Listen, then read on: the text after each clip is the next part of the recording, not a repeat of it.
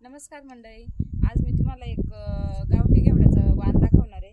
तर हे बघा माझ्या पाठीमागे इथं बघा हा आहे बुटका घेवडा. याला बुटका घेवडा, बोटका घेवडा असं म्हणतात. आमच्या आदिवासी भागात आहे ना प्रत्येकाच्या दारामध्ये हा असतो. आणि याचं आहे ना एक जरी वेळ लावला ना तर बघू शकता किती मोठा मांडव होतो तयार. तर याला अशा मेढी रोवायच्या. साधारण जून महिन्यामध्ये याचं बी लावतात पाऊस सुरू झाला का. आणि मग त्याच्यानंतर याला असे मांडव करतात आल्हादवरती आणि त्याच्यावर मग हा पूर्ण पसरतो.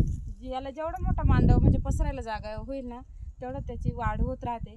आणि मग त्याला साधारण डिसेंबर, जानेवारी, फेब्रुवारी अशा 3 महिन्यात आहे ना त्याला मस्त अशा शेंगा येतात. आणि शेंगा थोड्या येत नाही, खूप साऱ्या शेंगा येतात. तर तुम्ही बघू शकता आता सध्या बरेच आता याला शेंगा लागून बरेच दिवस झाले. तर बघू शकता किती साऱ्या शेंगा आहेत आता.